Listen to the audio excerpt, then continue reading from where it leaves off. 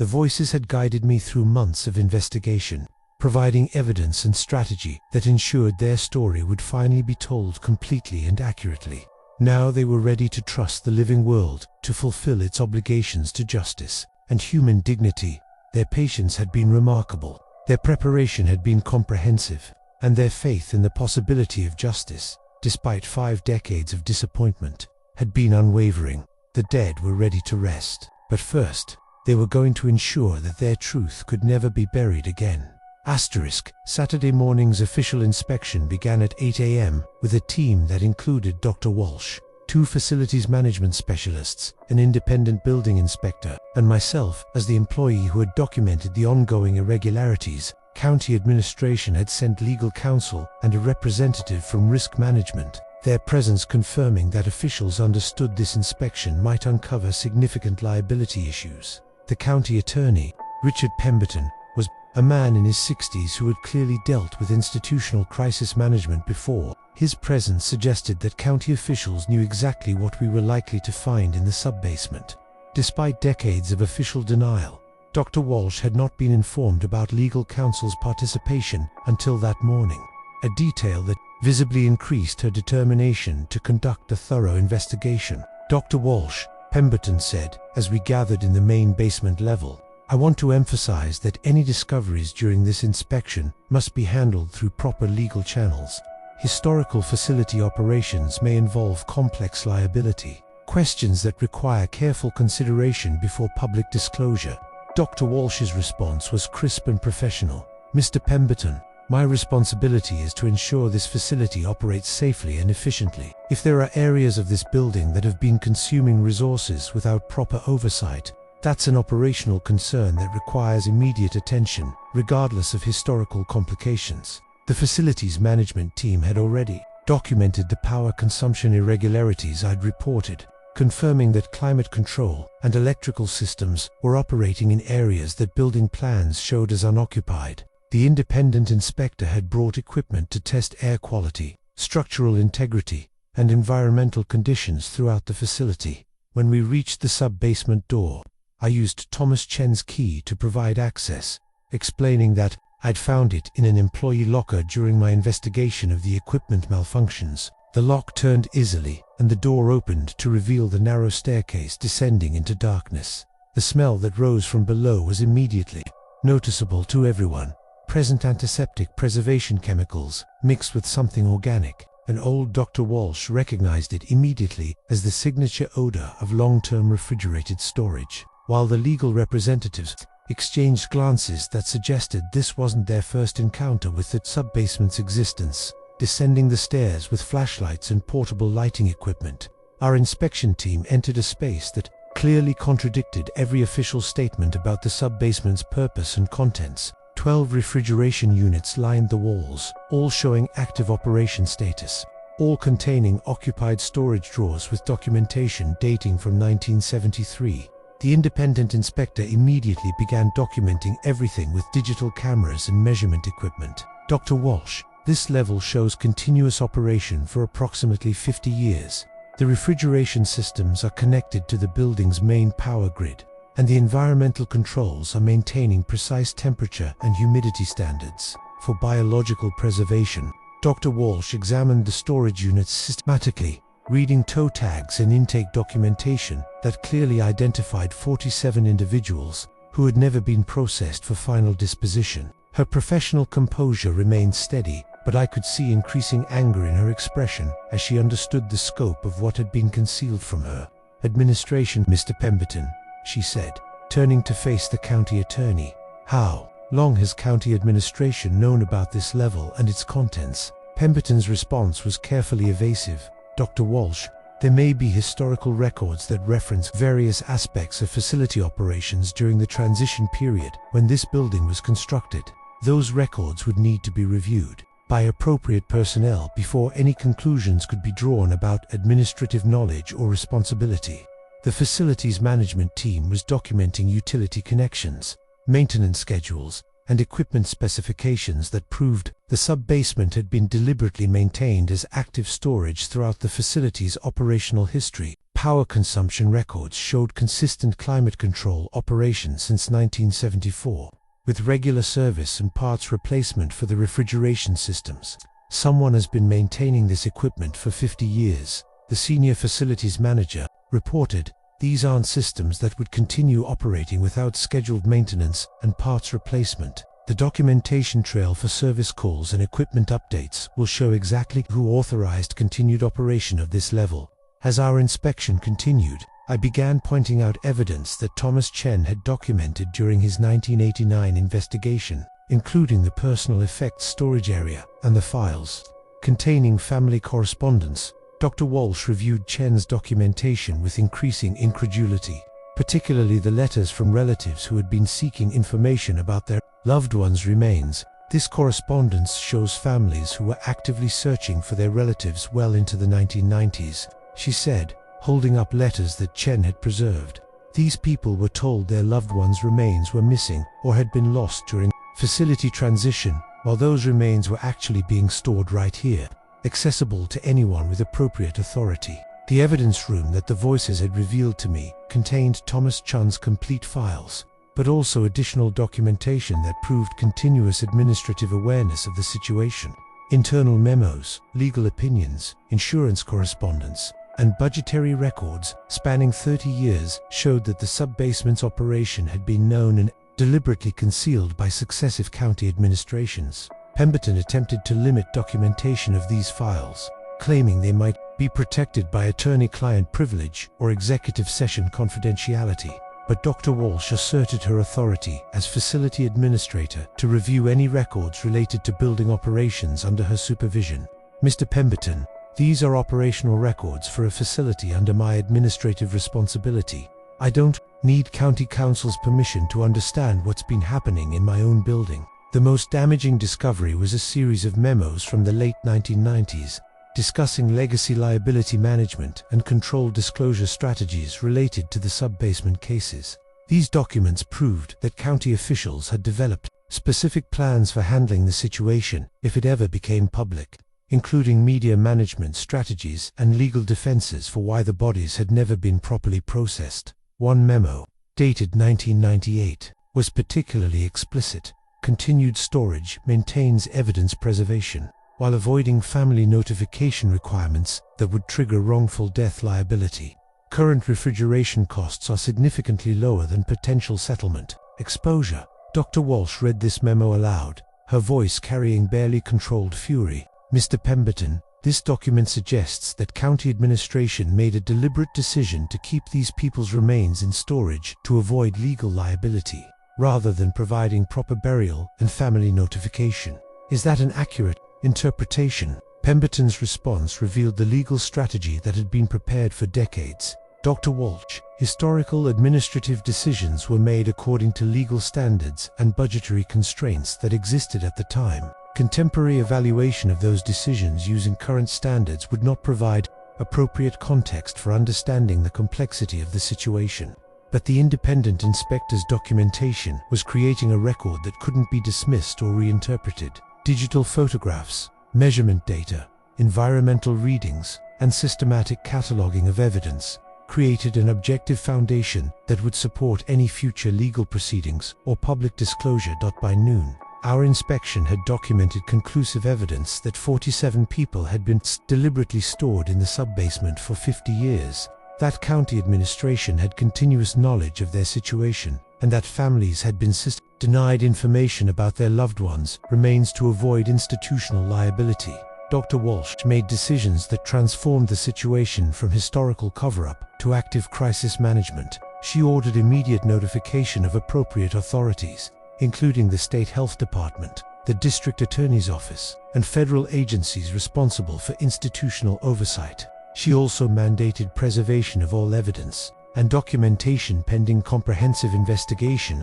Mr. Pemberton, she said as our inspection concluded, I'm implementing emergency protocols for significant facility irregularities. This matter will be reported through proper channels regardless of any concerns about historical liability exposure. The county attorney's response confirmed what had been obvious throughout the inspection. Dr. Walsh, I strongly recommend against precipitous action that could create unnecessary public controversy about complex historical issues that may be better addressed through internal review and gradual resolution. But Dr. Walsh had seen enough evidence to understand that gradual resolution meant continued concealment, and that internal review meant institutional protection rather than accountability or justice. The 47 forgotten dead had waited 50 years for someone with authority to acknowledge their situation and take appropriate action. They wouldn't have to wait any longer. The system that had failed them for half a century was finally going to be held accountable for its failures. Following Saturday's official inspection, Dr. Walsh assigned me to work directly with state investigators in documenting each of the 47 cases discovered in the sub-basement. My familiarity with the facility and my months of research into the forgotten dead made me the logical liaison between supernatural evidence and official investigation. But I hadn't expected how emotionally devastating it would be to transform voices I'd been hearing for months into formal case files for bureaucratic processing. Each storage unit told a story of institutional failure that extended far beyond simple administrative oversight. Margaret Sullivan, 73 when she died, had been a retired elementary school teacher who'd spent her final months in county care after developing Alzheimer's disease. Her intake documentation showed she'd died peacefully in her sleep, but her case file revealed that she'd been estranged from her only daughter due to family conflicts over her care. The daughter, Patricia Sullivan Martinez, had contacted the hospital multiple times requesting information about her mother's burial arrangements. Hospital records showed she'd been told that Margaret had been processed according to county indigent protocols and that burial had occurred in an unmarked section of the county cemetery. Patricia had visited that cemetery for 20 years, leaving flowers at a gravesite that had never actually contained her mother's remains. David Rodriguez's case was particularly heartbreaking. He'd been 34 years old, a Vietnam veteran struggling with untreated PTSD who died from complications related to alcohol dependency. His military service entitled him to burial in a veterans cemetery with full honors. But the hospital's chaos during its final months had prevented proper notification of veterans' affairs. His daughter Maria had been only 12 when he died, told by her mother that her father had abandoned their family and that his death was a blessing that freed them from his problems. Maria had grown up believing her father was selfish and irresponsible, never knowing that he'd actually been suffering from sex-related trauma that the medical system of 1973 couldn't adequately treat. James Morrison represented the most common type of case among the forgotten dead, homeless individuals who died without identification or apparent family connections. But the correspondence Thomas Chen had discovered proved that James had maintained contact with his sister Patricia throughout his life, sending her letters from various cities as he struggled with mental illness and addiction. Patricia, now 91, had been searching for information about her brother for 50 years. She'd contacted hospitals, morgues, and social service agencies across 3 states, never understanding that his body had been stored just miles from her home. The entire time, her final letter to the hospital, dated 1978, expressed her desperate hope that someone could tell her what had happened to the smartest person I ever knew, who got lost in a world that didn't understand his illness. Working with state investigators, I began the process of notifying families who had been denied closure for decades. The investigation team included specialists in victim services and grief counseling, recognizing that these conversations would be traumatic for relatives who had spent lifetimes wondering about their loved ones' fates. Maria Hood, now 58 and living in Phoenix, received the first notification call.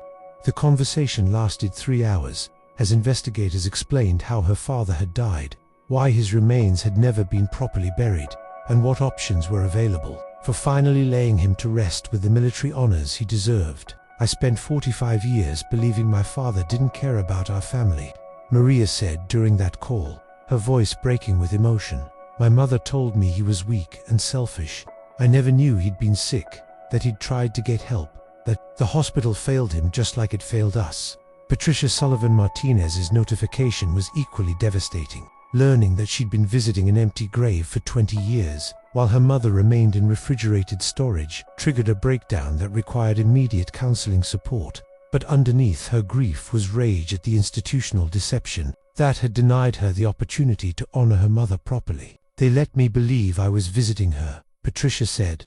20 years of bringing flowers, talking to her, finding peace at that gravesite. It was all lies. She was never there. The most difficult notification involved Patricia Moore, whose advanced age and frail health complicated the process of explaining her brother's situation. Family members had to be consulted about whether she was strong enough to handle learning that James had been found after 50 years of searching. When the call was finally made, Patricia's response surprised everyone. Rather than devastation, she expressed profound relief at finally knowing her brother's fate and gratitude that his remains had been preserved for proper burial. "I always knew something was wrong with the stories they told me," she said.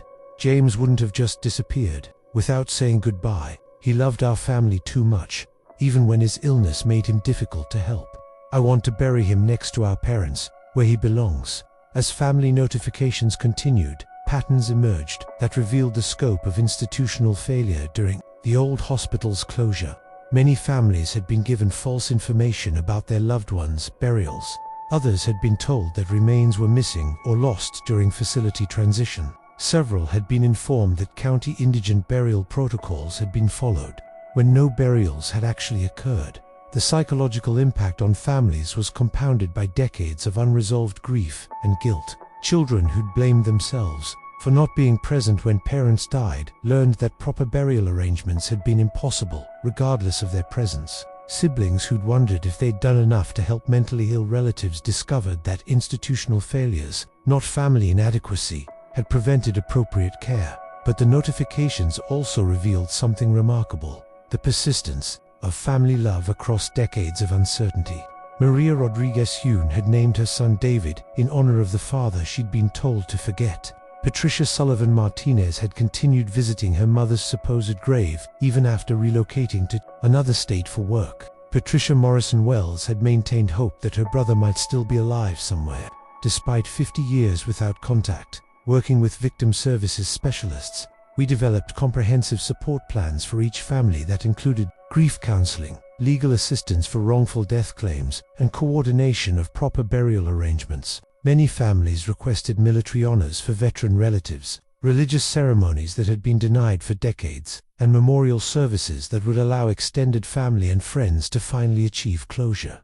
The state investigation expanded beyond the 47 forgotten cases to examine the systemic failures that had enabled their situation. Document analysis revealed that the Riverside County Hospital's closure had been mismanaged at multiple levels, with budget constraints and administrative chaos, compromising basic standards of care and dignity. More disturbing was evidence that county officials had understood the scope of problems during the transition period, but had chosen to suppress information rather than address institutional failures. Legal counsel had advised administrators that acknowledging mistakes would create liability exposure, leading to deliberate concealment of problems that could have been resolved through proper notification and burial procedures. The forgotten dead had been victims not of oversight or incompetence, but of calculated institutional indifference. Their remains had been preserved in refrigerated storage, not to honor their dignity, but to avoid the political and financial consequences of admitting systemic failure. As family notifications continued through December 2023, I maintained my regular shifts at the morgue, but the building had transformed from workplace to memorial. The supernatural activity that had brought the situation to public attention gradually diminished as families were contacted and burial arrangements began. The voices that had guided my investigation for months became softer and less frequent, as if the forgotten dead were finally able to rest knowing their cases were being resolved. But their legacy extended beyond individual family closure. The investigation had exposed institutional practices that affected how county agencies handled end-of-life care, family notification protocols, and administrative accountability. Changes in procedures and oversight would ensure that future deaths couldn't be forgotten or concealed through bureaucratic convenience. 47 people had waited 50 years for justice. Their patience had enabled them to document evidence that would transform how institutions treated society's most vulnerable members. Their voices had finally been heard, their stories would be told, and their dignity would be restored through proper burial and family recognition.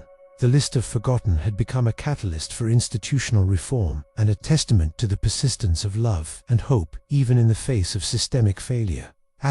By January 2024, The investigation had expanded beyond documentation into active family outreach and legal proceedings that would reshape how county institutions handled end-of-life care. But the most meaningful aspect of the process was watching families reconnect with loved ones they'd been denied the opportunity to properly mourn for decades. Each family notification created ripple effects that demonstrated how institutional failure had damaged multiple generations. Maria Rodriguez Chen flew in from Phoenix to meet with investigators and plan her father's burial. During our conversation, she revealed that her family's entire understanding of their history had been shaped by the false narrative about David's abandonment. Her children had grown up believing their grandfather was irresponsible and selfish, never learning about his military service or his struggle with trauma-related illness. "My son David is 32 now," Maria explained during her visit to the morgue. "He's a social worker who specializes in helping veterans with PTSD. He chose that career partly because he wanted to understand the illness that his grandfather supposedly couldn't overcome. When I told him that his grandfather never abandoned us, that he died trying to get help, it changed everything he understood about our family." The supernatural activity in the building had evolved since official discovery of the sub-basement, rather than the desperate communication attempts that had characterized earlier months. The phenomena now felt more like collaboration between the living and the dead to ensure proper resolution of each case. Voices would guide investigators. Too relevant documentation suggests family contacts that hadn't been documented in official records, and provide emotional context that helped families understand their loved ones' final circumstances. During Maria's visit, David Rodriguez's voice spoke clearly through the building's PA system while we were reviewing his military service records. "Mia, tell my grandchildren that I'm proud of the work they do to help other veterans. Tell them their grandfather loved them even before they were born." Maria broke down hearing her father's voice for the first time since childhood, but her tears were relief rather than grief. "I remember that voice," she whispered. "He used to sing me to sleep when the nightmares were bad. I'd forgotten how gentle he sounded." Patricia Sullivan Martinez's experience was more complex, involving multiple family members who had been affected by the false information about Margaret's burial. Patricia's 3 children had grown up visiting their grandmother's supposed grave, developing relationships with a woman they'd never actually met but who had shaped their understanding of family history. "My kids used to talk to Grandma Margaret at the cemetery," Patricia explained during a family meeting at the morgue. "They'd tell her about school, about their problems, about their achievements. They felt connected to her even though she died before they were born. Now they're struggling with feeling betrayed by something that gave them comfort for years." Margaret Sullivan's voice addressed this directly during our meeting, speaking through the ventilation system with the clear diction of a lifetime educator. "Patricia dear, tell your children that love doesn't require physical presence to be real. Their conversations with me at that cemetery were heard, even if my body wasn't there. Love transcends the failures of institutions." The most challenging family situation involved Patricia Morrison Wells, whose advanced age and declining health made the process of recovering her brother's remains particularly urgent. At 91, she was determined to survive long enough to see James properly buried, but her family was concerned that the stress of the situation might accelerate her decline. James Morrison's voice had become the most frequent supernatural presence in the building, speaking with the gravelly wisdom of someone who'd experienced society's complete failure to care for its most vulnerable members. "Alina, my sister, has been carrying guilt about my life for 50 years. She thinks she should have done more to help me, should have found better treatment, should have prevented my death. I need her to understand that the system failed me, not her love." Working with grief counselors and victim services specialists, we arranged for Patricia Morrison Wells to visit the morgue and have a direct conversation with her brother's remains. The 91-year-old woman's determination to make the trip, despite her frailty, demonstrated the power of unresolved grief and the human need for closure, regardless of age. "Jimmy," she whispered, standing beside his storage unit while family members supported her physically. "I never stopped looking for you. I never stopped believing you were out there somewhere, needing help that I couldn't figure out how to give you." James Morrison's response came through the room's temperature, dropping 20 degrees, and his voice speaking clearly through the ventilation system. "Patty, you gave me the only help that mattered. You never gave up on me. You never believed. The people who said I was hopeless or worthless, Your love kept me human when the world tried to convince me I wasn't worth saving. The conversation between siblings separated by 50 years of institutional failure lasted nearly an hour, mediated by supernatural phenomena that allowed direct communication impossible under normal circumstances. Patricia was able to tell James about their parents' deaths, about changes in their hometown, about family members he'd never met. James was able to explain his illness, his struggles, and his gratitude for her persistent love, despite his inability to maintain consistent contact. Detective Morrison, who had become deeply invested in the investigation, arranged for proper military honors for David Rodriguez and coordinated with veterans organizations to ensure his burial received appropriate recognition. The ceremony planning revealed how many people had been affected by the institutional failures, not just immediate family, but fellow veterans, social workers, and community members who had worked with trauma survivors. This isn't just about 47 people, Detective Morrison observed during one planning meeting. It's about how society treats people who are struggling, people who don't have advocates, people who fall through systemic cracks. These cases expose problems that are still happening today. The legal proceedings had expanded beyond wrongful death claims to encompass broader institutional reform. Civil rights organizations had joined the case, arguing that the deliberate concealment of remains violated constitutional protections and federal guidelines for institutional accountability. The Department of Justice had opened an investigation into whether county practices constituted systematic violation of civil rights. But the most powerful aspect of the legal case was the families themselves, who had become advocates for institutional reform that would prevent future cases of forgotten dead. Maria Rodriguez-Chen had taken leave from her teaching position to work full-time on policy reform. Patricia Sullivan-Martinez had connected with other families affected by institutional failures during medical crises. Even Patricia Morrison-Wells, despite her age, had become a spokesperson for the rights of homeless and mentally ill individuals. The voices from the sub-basement had evolved from desperate pleas for recognition to patient guidance for systemic change. They understood that their individual cases were being resolved, but they also recognized that their suffering had revealed institutional practices that continued to affect vulnerable populations.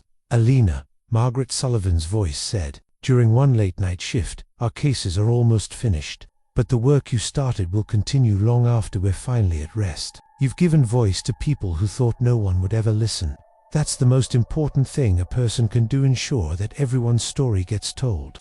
The forgotten dead had waited 50 years, not just for personal justice, but for the opportunity to expose and reform systems that had failed them, and countless others. Their voices had finally been heard, their stories were being told, and their legacy would be institutional changes that honored human dignity, even in death. Family by family, case by case, the 47 forgotten were finally coming home. The county's response to public exposure of the sub-basement situation revealed the institutional machinery that had enabled 50 years of concealment. Rather than accepting responsibility and focusing on family resolution, county administration immediately shifted into damage control mode, hiring crisis management consultants and deploying legal strategies designed to minimize financial liability and political consequences. County Attorney Richard Pemberton led the institutional resistance, with tactics that prioritized legal protection over human dignity. His first move was challenging the authority of state investigators to examine county records, claiming that historical administrative decisions were protected by executive privilege and attorney-client confidentiality. He argued that the sub-basement discovery was an internal operational matter that should be resolved through county procedures rather than external oversight. The county has always acted in accordance with legal standards and budgetary constraints that existed during relevant time periods, Pemberton stated during his first press conference. Contemporary evaluation of historical decisions using current standards creates unfair liability exposure for actions that were reasonable, given the information and resources available at the time. Dr. Walsh found herself caught between her commitment to transparency and institutional pressure to limit disclosure of evidence that could support family lawsuits. County supervisors had begun questioning her decision to authorize comprehensive facility inspection, suggesting that she had exceeded her administrative authority by involving state agencies without proper consultation. Dr. Walsh, supervisor, Margaret Chen said during an emergency board meeting. Your responsibilities include facility management, not institutional liability assessment. The discovery of historical storage areas should have been reported through proper channels for legal review before involving external investigators. But Dr. Walsh refused to back down from her commitment to complete transparency. Supervisor Chen, 47 families have been denied basic information about their loved ones' remains for 50 years. My responsibility is to ensure proper dignity and respect for everyone whose care has been entrusted to this facility, regardless of when they died or what legal complications their cases might create. The institutional resistance intensified as media coverage expanded beyond local news to national attention. Investigative journalists began examining similar facilities across the country, uncovering evidence that the Riverside County situation was part of a broader pattern of institutional failures. During periods of budget constraints and administrative transition, county officials responded by attacking the credibility of witnesses and evidence rather than addressing the substantive issues. Pemberton's legal team suggested that Thomas Chen had been mentally unstable when he made his initial reports in 1989, that my documentation of supernatural phenomena indicated stress-related delusions, and that families were being manipulated by attorneys seeking to exploit their grief for financial gain. The county sympathizes with families who are experiencing renewed grief due to these discoveries, Pemberton announced during a televised statement. However, legal claims based on 50-year-old administrative decisions that were made according to contemporary standards cannot be evaluated using current protocols that didn't exist during the relevant time period. The supernatural activity in the morgue responded to institutional resistance with manifestations that couldn't be dismissed or explained away. During a county board meeting held in the facility's conference room, temperature dropped 30 degrees and voices of the forgotten dead spoke directly through the building's sound system, addressing each supervisor by name and providing details about their cases that weren't contained in any official records. Supervisor Chen, Margaret Sullivan's voice said clearly, "Your mother died in the same hospital in 1972, but she was properly buried because she died before the administrative chaos began. Every person deserves the same dignity your family received." The supernatural communications during that meeting were recorded by multiple news crews and broadcast widely, making it impossible for officials to dismiss the phenomena as delusions or fabrications. The dead were speaking for themselves, providing testimony that couldn't be suppressed or discredited through legal maneuvering. More damaging to county resistance were the internal documents that continued to surface as the investigation expanded. Email communications from the past decade showed that current administrators had discussed the sub-basement situation regularly, referring to it as the storage problem and legacy liability management. These communications proved that the institutional resistance wasn't based on ignorance of the situation, but on deliberate decisions to maintain concealment. A particularly damaging email from 2019 showed County Supervisor Robert Hayes discussing budget allocations for sub-basement maintenance, continue climate control for storage level as necessary to preserve evidence integrity until legal exposure can be minimized through statute of limitations or other protective strategies. Dr. Walsh was threatened with termination when she provided these internal communications to state investigators without county council approval, but her decision to prioritize transparency over institutional loyalty had gained support from medical professionals, family advocacy organizations, and public accountability groups who recognized the broader implications of the case. If we allowed institutions to suppress evidence of their failures to protect themselves from accountability, Dr. Walsh said during a television interview, we're enabling future tragedies that will affect other vulnerable people who trust these systems with their most important needs. The resistance from county administration created a stark contrast with the dignity and grace shown by families of the forgotten dead. While officials focused on legal strategies and damage control, families channeled their grief into advocacy for reforms that would prevent future institutional failures. Their moral authority in the situation became increasingly obvious as county resistance appeared more callous and self-serving. Maria Rodriguez-Chin organized a memorial service for all 47 forgotten individuals, inviting county officials to attend and honor the people whose dignity had been sacrificed for administrative convenience. The invitation was a masterpiece of moral pressure, we invite you to join us in celebrating the lives of people whose stories were silenced for 50 years. Their voices have finally been heard, and their legacy should be institutional change that ensures no family experiences what ours have endured. No county officials attended the memorial service, but their absence was more damaging than their presence would have been. Media coverage contrasted the empty chairs reserved for administrators with the filled rows of family members, victim advocates, and community supporters who understood the human cost of institutional indifference. The forgotten dead themselves seemed to recognize that official resistance was actually strengthening their case by revealing the institutional attitudes that had enabled their situation. Their supernatural communications became more strategic, providing evidence that directly contradicted official statements and exposed the legal strategies being used to avoid accountability. During one county board meeting, James Morrison's voice interrupted Pemberton's presentation about statute of limitations protections. "Mr. Pemberton, you wrote a memo in 1995 acknowledging that our cases represented ongoing liability exposure that could be managed through continued concealment. That memo is in Storage Cabinet B7 in your office, filed under Legacy Issues Management." The memo was exactly where James had indicated, containing language that proved county officials had understood their legal vulnerability for decades, while deliberately choosing concealment over resolution. Pemberton's credibility was severely damaged when the document was discovered and released to media, contradicting his claims that county officials had acted in good faith based on contemporary legal standards. As institutional resistance crumbled under the weight of evidence and moral pressure, county officials began shifting strategy from denial to damage control. Rather than continuing to claim ignorance or legal justification, they started focusing on limiting financial liability and political consequences while accepting minimal responsibility for past failures.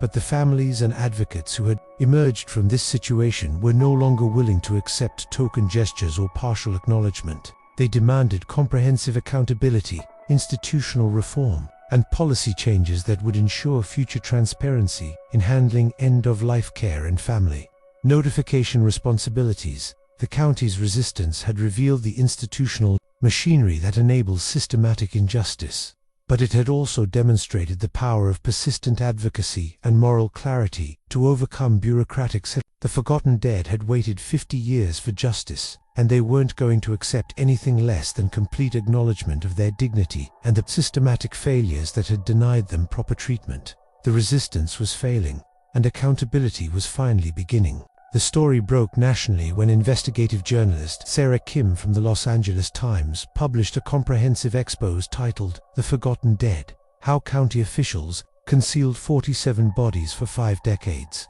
Her investigation revealed that the Riverside County situation was part of a broader pattern of institutional failures affecting morgues and medical facilities across the United States. During periods of budget constraints and administrative transition, reporting was meticulous, combining document analysis with interviews of families, officials, and expert witnesses who provided context for understanding how such situations could occur and persist. But what made her coverage particularly powerful was her decision to center the voices of the forgotten dead themselves, using audio recordings of their supernatural communications to tell their stories in their own words. Traditional journalism relies on living sources, Kim explained during a television interview about her methodology. But in this case, the primary witnesses to institutional failure have been dead for 50 years. The supernatural phenomena documented at the Riverside County Morgue provide direct testimony from people who experienced the system's failures firsthand. Her initial article included embedded audio clips of Margaret Sullivan explaining her final months in county care, David Rodriguez describing his struggle with untreated PTSD, and James Morrison detailing the indifference he encountered when seeking help for mental illness. The voices provided emotional context that bureaucratic records couldn't convey, humanizing cases that officials preferred to discuss in terms of liability management and administrative complexity. That the national attention triggered investigations at similar facilities across the country, revealing a pattern of problems that extended far beyond Riverside County. Kim's follow-up reporting documented cases in Ohio, Florida, Texas, and New York, where budget cuts and administrative chaos had led to bodies being stored indefinitely without family notification or proper burial arrangements. The Riverside situation isn't an aberration, Kim wrote in her second major article. It's an example of what happens when institutional priorities focus on legal protection rather than human dignity. Our investigation has found evidence of similar problems at facilities in at least 12 states, affecting hundreds of families who have been denied basic information about their loved ones' remains. The media coverage created political pressure that county officials couldn't ignore or deflect through legal maneuvering. Editorial boards across the country condemned the institutional failures revealed by the investigation, calling for federal oversight of morgue operations and standardized protocols for family notification and end-of-life care. More damaging to county officials was the contrast between their defensive legal strategies and the dignity shown by families who were speaking publicly about their experiences. Television interviews with Maria Rodriguez, Patricia Sullivan Martinez, and Patricia Morrison Wells created compelling human stories that made institutional resistance appear callous and unreasonable. "My father served his country in Vietnam and deserved better than being forgotten in a basement for 50 years, Maria said during her appearance on 60 Minutes. But what makes me angriest isn't what happened to him, it's that county officials knew about this situation for decades and chose to protect themselves rather than honoring the people they were supposed to serve."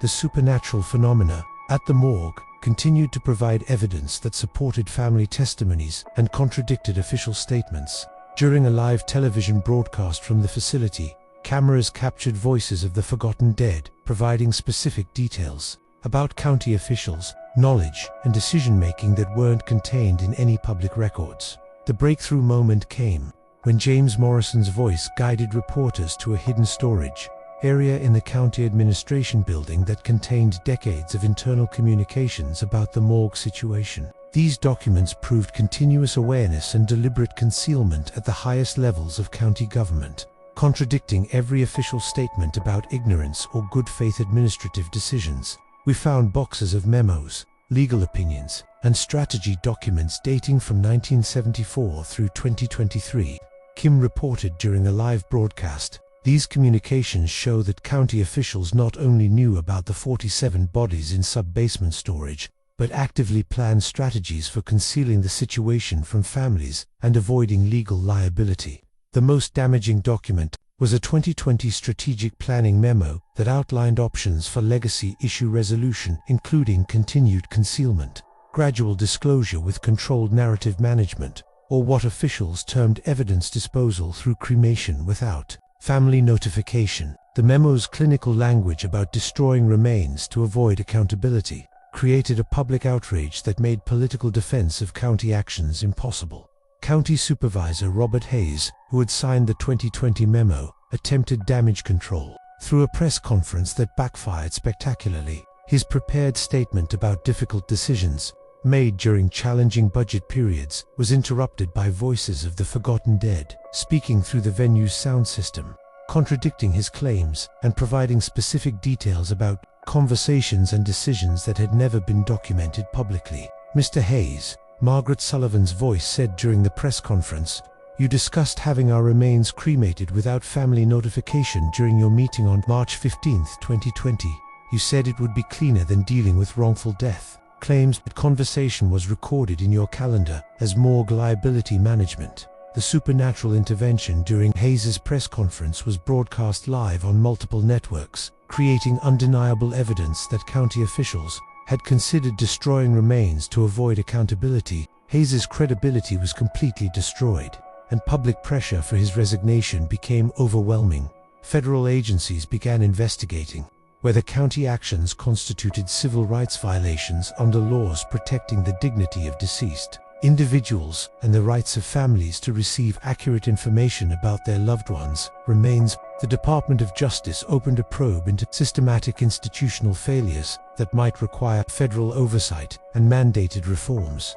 Kim's investigation had also revealed the financial cost of institutional concealment. County records showed that maintaining the sub-basement storage had cost over $2.3 million in utility bills, equipment maintenance, and administrative overhead during the 50 years since the bodies were first stored. This amount exceeded what proper burial and family notification would have cost in 1974, proving that concealment had been more expensive than accountability. The county spent more money hiding these people than it would have cost to bury them properly. Kim wrote in her financial analysis, "The concealment wasn't motivated by budget constraints. It was motivated by institutional arrogance and legal cowardice that prioritized administrative convenience over human dignity."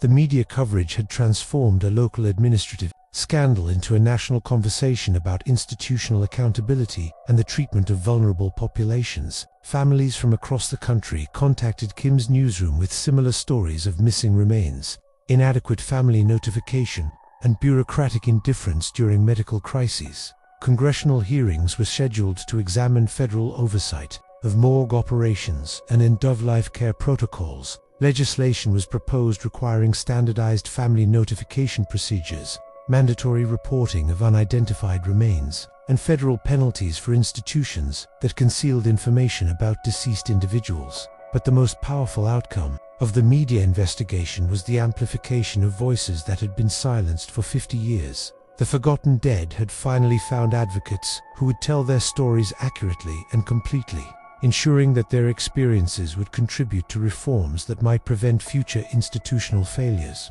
Alina, Margaret Sullivan's voice, said during one of my final conversations with her, "You started this by listening when no one else would."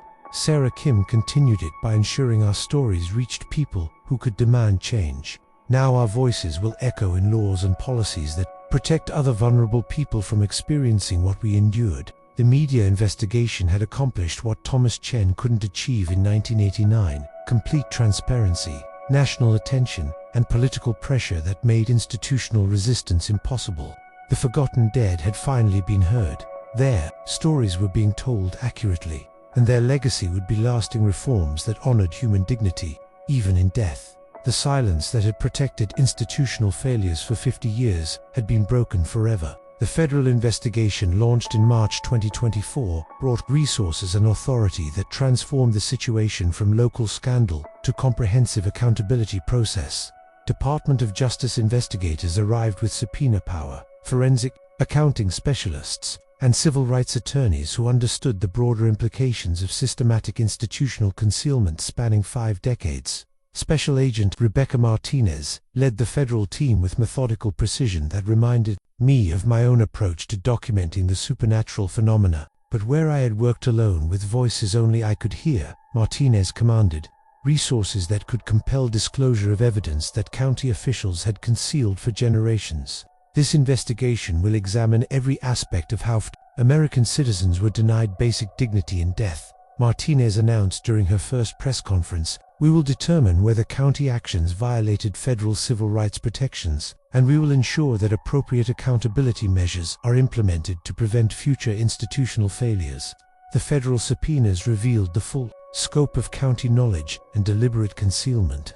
Financial records showed that sub-basement maintenance had been budgeted continuously since 1974, with specific line items for legacy storage, climate control, and restricted area utility management. Personnel records revealed that multiple employees had reported the situation over the decades, only to be transferred, disciplined, or pressured to remain silent. Most damaging were communications between county officials and their insurance carriers, showing that liability coverage had been specifically negotiated to protect against historical morgue operations and legacy disposition issues. The insurance company had been paying premiums based on accurate risk assessment of the sub-basement situation, while families had been told their loved ones' remains were missing or lost.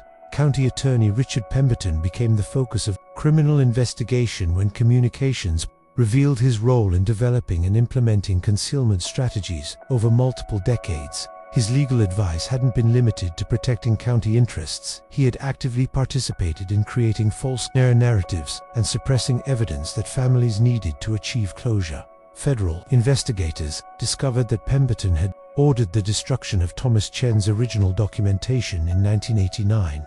Despite legal requirements to preserve personnel files, he had also coordinated with multiple county administrators to ensure that knowledge of the sub-basement remained limited to officials who could be trusted to maintain concealment.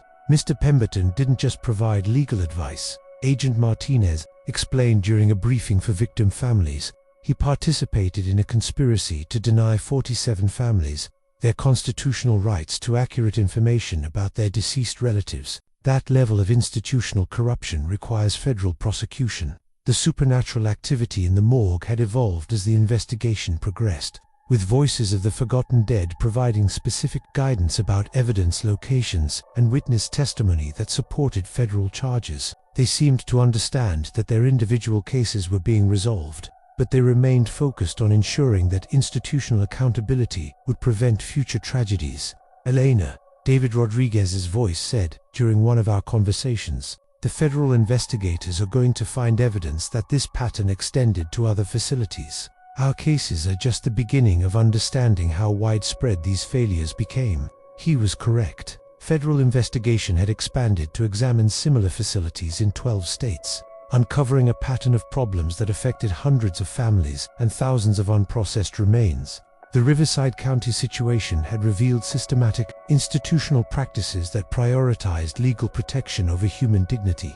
Across multiple jurisdictions and decades, congressional hearings began in April 2024, with victim families providing testimony that contrasted sharply with evasive responses. From county officials, Maria Rodriguez-Chen's testimony about learning that her father hadn't abandoned their family was particularly powerful, demonstrating how institutional failures had damaged multiple generations through false narratives and concealed information. "My children grew up believing their grandfather was weak and irresponsible," Maria testified before the House Oversight Committee. "They made career and life decisions based on that false understanding of their family history. When they learned that he was actually a veteran struggling with service-related trauma, it changed their entire perspective on mental illness, family loyalty, and institutional trust."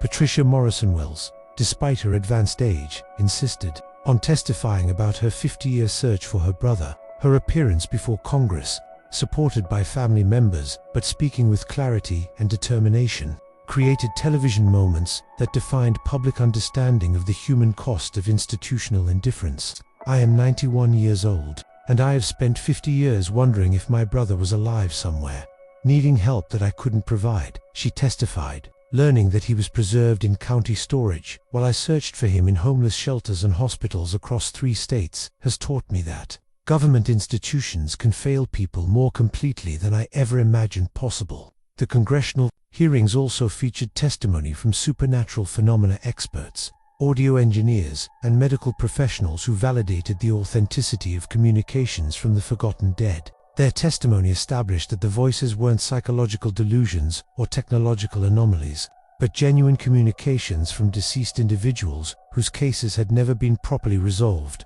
Dr. Sarah Hendricks, a paranormal researcher from Duke University, explained the significance of the morgue communications. "These phenomena represent unprecedented documentation of post-mortem consciousness persistence in cases involving institutional injustice. The voices have provided specific, verifiable information about county operations that validates their authenticity and supports family testimony about systematic concealment." County officials' testimony before Congress revealed the institutional mindset that had enabled decades of concealment, rather than accepting responsibility. They continued to argue that their actions had been reasonable given contemporary standards and budget constraints, despite evidence showing deliberate deception and ongoing concealment decisions made with full knowledge of family suffering. Supervisor Robert Hayes' testimony was particularly damaging to county credibility. When confronted with his 2020 memo discussing cremation of remains without family notification, he attempted to justify the proposal as exploring all available options for resolving complex legacy issues.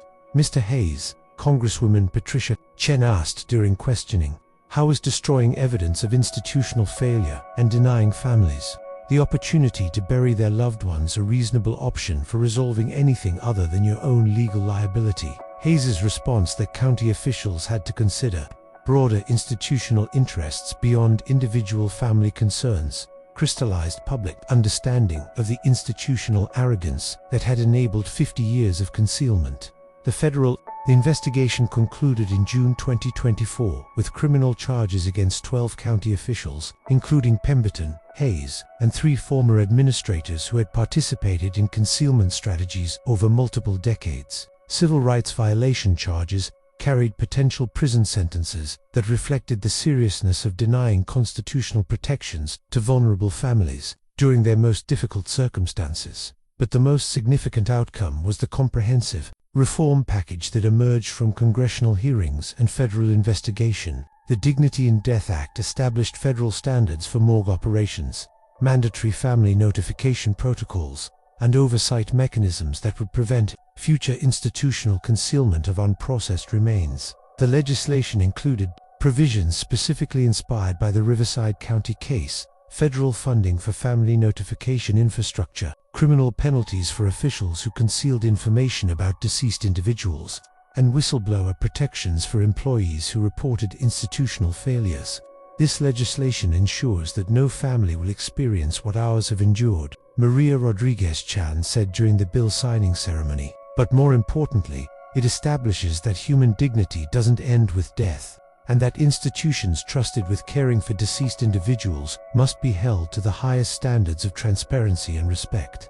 The reckoning that federal investigation had brought extended far beyond criminal charges and policy reforms. It had fundamentally changed public understanding of institutional accountability and the rights of families to accurate information about their deceased relatives. 40-7 people had waited 50 years for justice. Their patience and persistence had finally achieved comprehensive accountability that would protect future generations from experiencing similar institutional failures.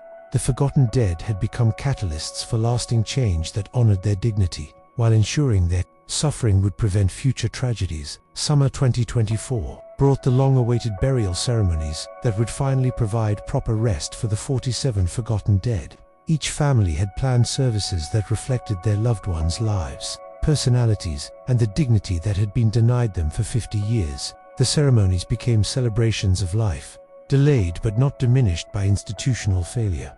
David Rodriguez's military funeral was the first and most elaborate, held at Riverside National Cemetery with full honors that acknowledged his service in Vietnam and the trauma-related struggles that had ultimately led to his death. Maria Rodriguez-Chan had worked with veterans organizations to ensure the ceremony included recognition not just of his military service, but of his battle with PTSD and the inadequate medical support available to veterans in 1973. "My father fought 2 wars," Maria said during her eulogy, one in Vietnam and one at home against an illness that wasn't understood or properly treated. He lost both battles, but not because he wasn't brave enough or strong enough. He lost because the systems that should have supported him failed him completely. The Honor Guard's presentation of the flag to Maria was witnessed by hundreds of veterans, family members, and community supporters who understood that. David's story represented thousands of service members whose trauma-related deaths had been attributed to personal weakness rather than systematic medical inadequacy. During the ceremony, a gentle breeze carried the scent of desert flowers across the cemetery, and several attendees reported hearing a voice saying thank you as the Honor Guard fired the ceremonial rifle salute. Maria later said she felt her father's presence more strongly during the burial than she had since childhood, as if 50 years of separation had finally ended. Margaret Sullivan's funeral reflected her career as an elementary school teacher and her love of learning that had persisted through her struggle with Alzheimer's disease. Patricia Sullivan Martinez arranged for the service to be held at the school where Margaret had taught for 35 years, with former students and colleagues, sharing memories of a woman who had dedicated her life to nurturing young minds. "Mum always said that every child deserved to be seen and heard," Patricia said during the eulogy. She spent her career making sure no student was forgotten or overlooked. "It breaks my heart that she was forgotten by the system she trusted to care for her. But it honors her memory that our fight for accountability will help other families avoid the pain we've experienced." The school children's choir performed Amazing Grace during the service, their young voices filling the auditorium where Margaret had attended countless programs and parent conferences. As they sang, the temperature in the room dropped noticeably, and several people reported seeing a figure in the back of the auditorium that resembled an elderly woman smiling with profound satisfaction.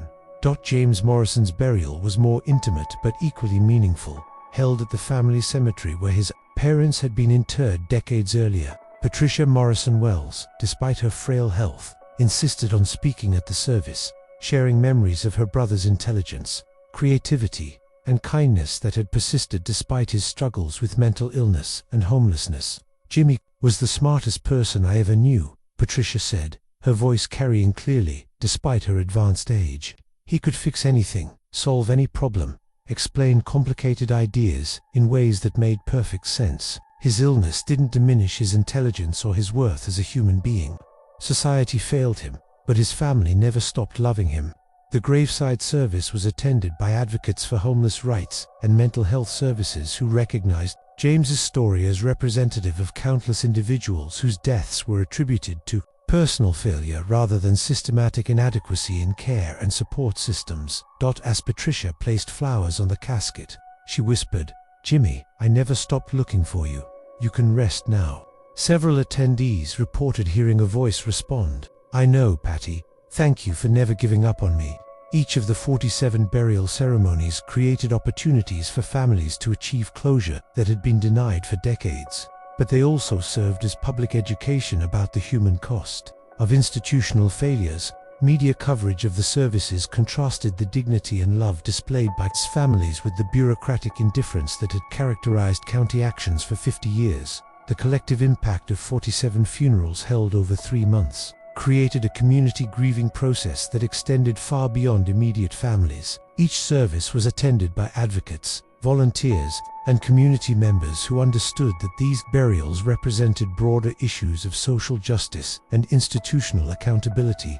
Dr. Walsh attended every funeral, representing the morgue, facility that had unknowingly housed these individuals for 5 decades. Her presence acknowledged institutional responsibility while honoring the dignity of people whose care had been entrusted to county systems that had failed them. "I can't undo 50 years of institutional failure," Dr. Walsh said during one eulogy, "but I can promise that our facility will honor every person entrusted to our care with a dignity and respect that should never depend on their economic status, family connections, or ability to advocate for themselves." The supernatural phenomena that had characterized the morgue for months gradually diminished as each burial was completed. Voices became softer and less frequent, temperature anomalies disappeared, and the building's systems returned to normal operation. It was as if the forgotten dead were finally able to rest as their individual stories achieved proper conclusion. But the voices didn't disappear entirely. During quiet night shifts, I occasionally heard whispered thanks or gentle guidance about current cases. The forgotten dead seemed to have assumed protective roles, ensuring that future individuals entrusted to the facility would receive proper care and dignity. "Alina," Margaret Sullivan's voice said during one late-night conversation, "our work is finished, but yours continues. You've learned to listen to voices that others can't hear. That's a gift that will serve many people who need advocates." The burial ceremonies had also created connections between families who shared experiences of institutional failure and bureaucratic indifference. Support groups formed organically as relatives discovered commonalities in their struggles to navigate county systems and obtain basic information about their loved ones. But Maria Rodriguez-Chan and Patricia Sullivan Martinez became close friends, bonding over their shared experience of learning that family histories they'd believed for decades were false. Their friendship demonstrated how institutional failures created intergenerational trauma that extended far beyond immediate grief and loss. We were both carrying guilt and shame about family members who deserved our pride and respect, Maria explained during a television interview. "Learning the truth about our loved ones was painful, but it also freed us from blame that never belonged to us." The final burial ceremony was held in September 2024 for elderly individuals who had no surviving family members to claim their remains. Community organizations, faith groups, and volunteer advocates created dignified services that ensured no one was laid to rest without recognition of their humanity and worth. These final ceremonies included readings of brief biographies compiled from intake records, personal effects, and research into their lives and circumstances. Even individuals who had died alone and forgotten were honored with services that acknowledged their experiences, struggles, and inherent dignity as human beings. As the last burial concluded, the Riverside County morgue felt different, quieter, but with a sense of completion rather than abandonment. The supernatural activity that had brought the forgotten dead to public attention had served its purpose, allowing 47 people to finally receive proper burial and family recognition. The cemetery where many of them were interred became a site of pilgrimage for advocates of institutional reform and families who had experienced similar losses. Their graves served as monuments not just to individual lives, but to the importance of ensuring that institutional systems serve human dignity rather than administrative convenience. 50 years of waiting had ended. The forgotten dead were finally at rest, but their legacy lived on in policy reforms, family healing, and renewed commitment to ensuring that vulnerable people would never again be abandoned by systems trusted with their care. Their voices had been heard, their stories had been told, their dignity had been restored. October 15, 2024, marked my final night shift at the Riverside County Morgue. After 9 years in the position, 8 routine years, followed by one transformative year that had changed everything. I'd accepted a position as victim advocate with the county's newly established Family Services Division, created specifically to address institutional accountability and family notification standards. The building felt different as I walked through it one last time. The oppressive atmosphere that had characterized the facility during months of supernatural activity had been replaced by something I could only describe as peaceful completion. The air moved normally through ventilation systems that no longer carried whispered voices. Temperature remained consistent throughout levels that had been marked by cold spots and anomalous fluctuations. Equipment operated efficiently, without the mysterious malfunctions that had first alerted me to the presence of the forgotten dead. But the silence wasn't empty. It felt like the quiet that follows difficult work well done. Like the stillness after a storm has passed and left cleaner air in its wake. The building seemed to exhale with relief that its hidden burden had finally been lifted and properly resolved. I descended to the basement level, where I'd spent countless hours documenting supernatural phenomena and communicating with voices that had guided me through months of investigation. The sub-basement door had been permanently sealed with concrete, but a memorial plaque had been installed acknowledging the 47 individuals who had been stored there and honoring their patience in waiting for justice. In memory of 47 people who waited 50 years for dignity in death. Their voices were finally heard. Their stories were finally told. Their legacy ensures that no family will experience such abandonment again. May they rest in peace. Riverside County Memorial Board, September 2024. Standing before the memorial, I reflected on how dramatically my understanding of institutional responsibility had evolved. A year earlier, I'd approached my work with routine professionalism, focused on procedural accuracy and individual case management. The supernatural phenomena had forced me to confront broader questions about systematic failures and the human cost of bureaucratic indifference. As I stood there, Margaret Sullivan's voice spoke one final time, soft but clear. "Alina dear, you've given us the greatest gift possible. You listened when no one else would, and you refused to let our stories be buried again. The work you'll do in your new position will honor what you've learned from us." The voice was different, now peaceful rather than urgent, satisfied rather than desperate. It carried the tone of someone whose long-delayed business had finally been completed successfully. "Thank you," I whispered to the empty basement. "Thank you for trusting me with your stories, for guiding me through the investigation, for teaching me that institutional systems must serve human dignity rather than administrative convenience." David Rodriguez's voice responded, carrying the warmth of a father proud of his daughter's achievements. "Alina, you've learned to hear voices that others dismiss or ignore. That's a gift that will serve many people who need advocates. Remember that the most important stories often come from those who are forgotten or overlooked by powerful systems."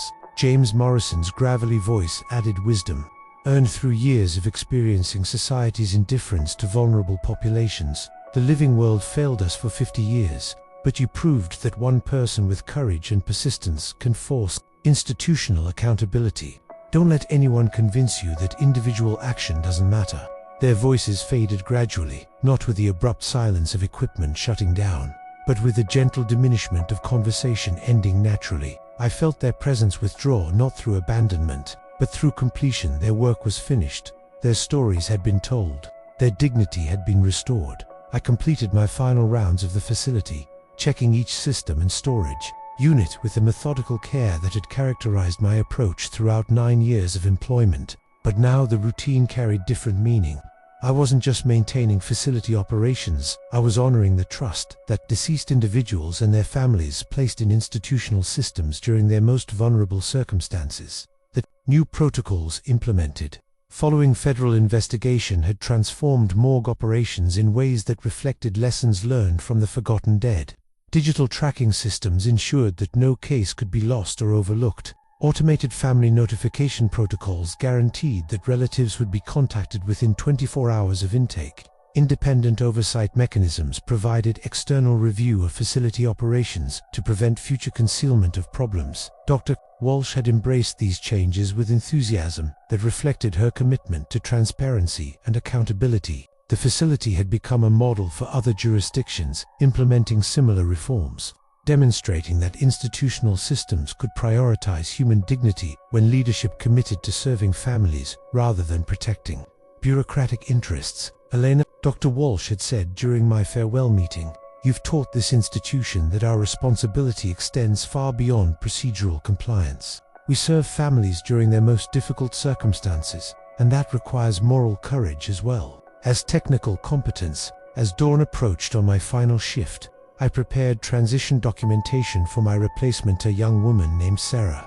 Chen, who had applied for the position specifically because of the institutional reforms that had emerged from the Forgotten Dead investigation. Her grandfather had been Thomas Chen, the night attendant, whose 1989 efforts had laid groundwork for eventual resolution of the sub-basement situation.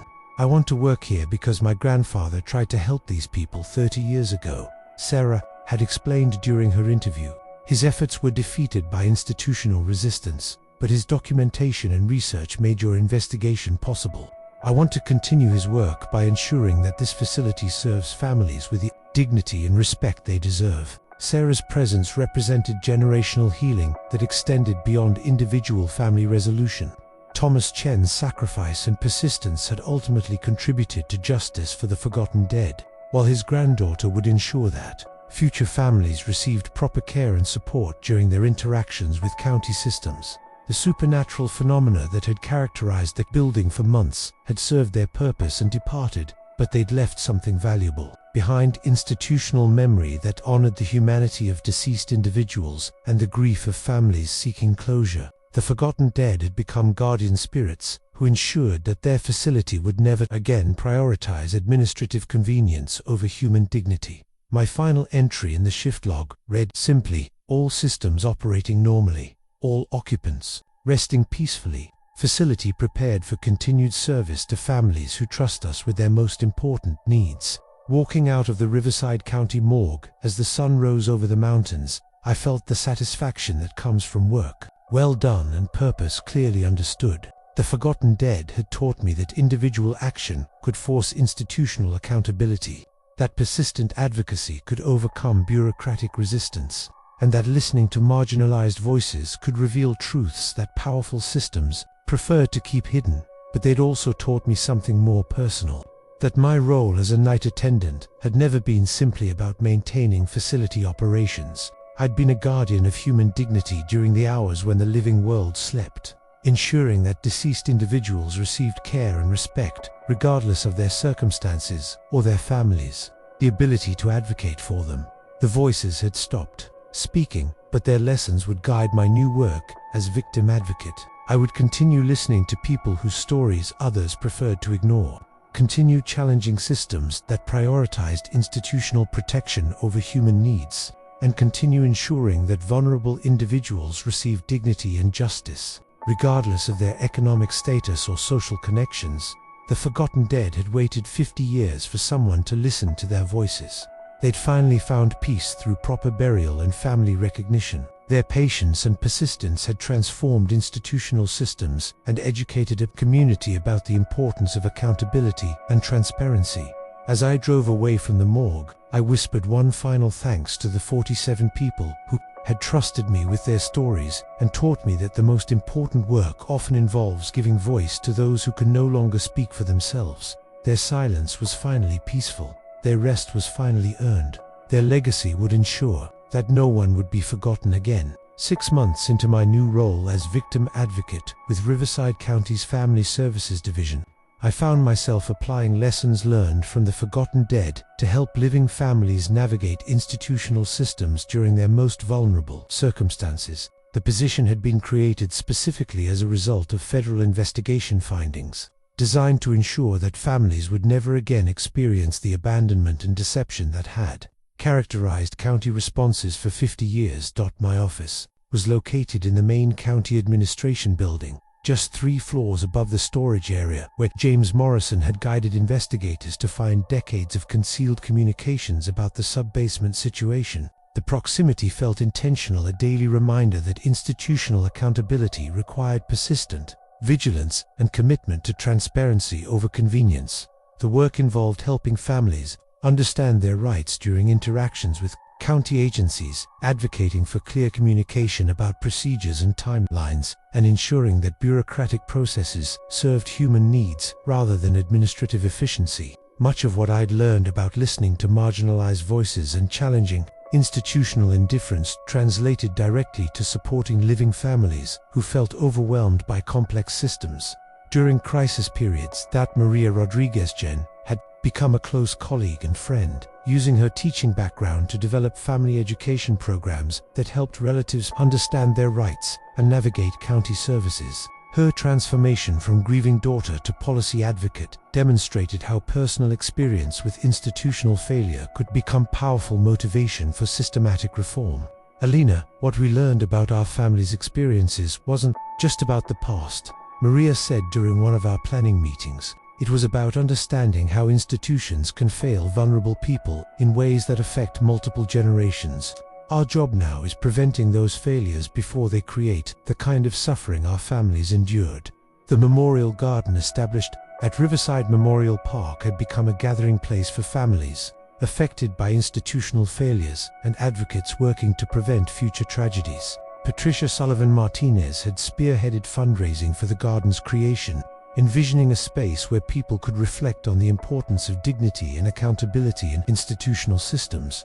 The garden's centerpiece was a granite memorial, listing the names of all 47 forgotten dead, along with an inscription that captured their legacy, in memory of those whose voices were silenced, but whose patience achieved justice. May their stories inspire institutional systems to serve human dignity above all other considerations. Benches surrounding the memorial provided space for quiet reflection, and many visitors reported feeling a sense of peace and purpose that strengthened their own advocacy efforts. The garden had become an informal headquarters for family rights organizations and institutional reform groups that had emerged from the broader national conversation sparked by the Riverside County investigation.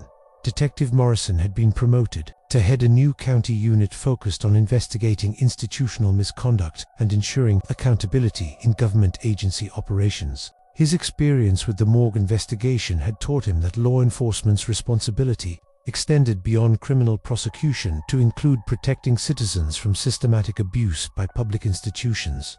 The Morrison Unit, as it became known, had already uncovered problems in multiple county departments, demonstrating that the institutional attitudes revealed by the ROG investigation affected other areas of government operations. Their work was preventing new tragedies while building public trust through transparent investigation of citizen complaints. Dr. Walsh had accepted a federal appointment to oversee implementation of the Dignity in Death Act across multiple states, using her experience with morgue reform to ensure that other facilities adopted proper family notification protocols and accountability mechanisms. Her leadership had transformed her from local administrator to national expert on institutional reform and family services. The Riverside County Morgue itself had become a training facility for other jurisdictions, implementing similar reforms. Sarah Chen, Thomas Chen's granddaughter, had been promoted to assistant administrator and was developing educational programs that taught morgue personnel about family dignity and institutional accountability. My grandfather's work wasn't completed until your investigation forced the accountability he'd tried to achieve, Sarah told me during a visit to the morgue. Now we're ensuring that future employees understand their responsibility to serve families rather than protect institutional interests. The supernatural phenomena that had characterized the building during months of investigation had not returned, but the facility maintained an atmosphere of respectful purpose that honored both the living and the dead. Staff approached their work with understanding that they served families during their most difficult circumstances, and that institutional trust required earning through consistent transparency and competence. Federal legislation inspired by the Riverside County case had been implemented in all 50 states, establishing standardized protocols for morgue operations, family notification procedures, and oversight mechanisms designed to prevent future concealment of institutional failures. The Forgotten Dead had achieved policy reforms that protected millions of families from experiencing similar abandonment. But the most significant change was cultural rather than legal. The investigation had sparked national conversation about institutional responsibility and the rights of vulnerable populations that extended far beyond morgue operations. Universities were teaching case studies based on the Riverside County situation, training future public administrators to prioritize human dignity over bureaucratic convenience. Congressional oversight hearings had become routine rather than exceptional, with families of institutional failure, victims regularly testifying about their experiences and demanding accountability from government agencies. The Forgotten Dead had demonstrated that persistent advocacy could overcome systematic resistance and force meaningful reform. My work as victim advocate brought me into contact with families experiencing current crises rather than historical injustices, but the lessons from the morgue investigation applied directly to contemporary challenges. Bureaucratic indifference, institutional self-protection, and systematic marginalization of vulnerable populations remained ongoing problems that required persistent vigilance and advocacy. Alina, Margaret Sullivan's voice, had told me during our final conversation, "The work you'll do in your new position will honor what you've learned from us." Her prediction had proven accurate. Every family I helped navigate county systems, every institutional barrier I challenged, every accountability measure I advocated represented application of knowledge gained from 50 years of supernatural patience and determination. The transformation in my own understanding of public service had been profound. Working as night attendant, I'd approached my responsibilities with professional competence but limited awareness of broader institutional patterns. The Forgotten Dead had taught me that individual cases reflected systematic issues, and that effective advocacy required understanding both personal circumstances and institutional dynamics. Patricia Morrison-Wells had lived to see her brother properly buried and the institutional reforms that emerged from his case. She died peacefully in December 2024 at age 92. Surrounded by family members who understood that her 50-year search for James had contributed to changes that would protect countless other families from similar abandonment. Her funeral was attended by advocates, reformers, and government officials who recognized that her persistence had helped expose institutional failures affecting multiple generations. Her legacy lived on in policy reforms and cultural changes that honored the dignity of vulnerable populations and the rights of families to accurate information about their loved ones. The new beginnings that emerged from the Forgotten Dead investigation extended far beyond individual family resolution to encompass fundamental changes in how institutional systems approached their responsibilities to serve human dignity. 47 people had waited 50 years for justice, but their patience had achieved transformations that would protect millions of others from experiencing similar institutional failures. Their voices had been heard, their stories had been told. Their legacy ensured that the work of institutional accountability would continue through advocates who understood that the most important changes often begin with listening to those who have been forgotten or marginalized. By powerful systems, the real work was just beginning, but it was work guided by lessons learned from voices that had refused to be silenced despite 50 years of institutional indifference. 1 year after the final burial ceremony, I stood in the memorial garden on a quiet October afternoon, surrounded by families who had gathered for the annual remembrance service honoring the 47 forgotten dead. The gathering had become a tradition that brought together advocates, reformers, and community members who understood that institutional accountability required ongoing commitment rather than single moments of crisis response. The granite memorial reflected autumn sunlight as speakers shared stories about policy changes that had emerged from the investigation, families who had achieved closure through institutional transparency, and ongoing efforts to ensure that vulnerable populations receive dignity and respect from public systems. But underneath the formal presentations was a deeper understanding that had transformed how we approached the relationship between individual suffering and systematic reform. Maria Rodriguez Chan spoke about her father's legacy extending far beyond military service to encompass his role in exposing institutional failures that had affected countless families. David Rodriguez died believing he was forgotten and worthless, she said, her voice carrying across the gathering. But his case helped reveal patterns of institutional indifference that were failing thousands of people. His death wasn't meaningless, became a catalyst for changes that honor his service and protect other vulnerable individuals. Patricia Sullivan Martinez had brought her grandchildren to the memorial service, ensuring that younger generations understood their family history and the importance of institutional accountability. My children grew up visiting an empty grave, but my grandchildren will grow up understanding that individual advocacy can force systematic change, she explained. That's a more powerful legacy than any gravestone could provide.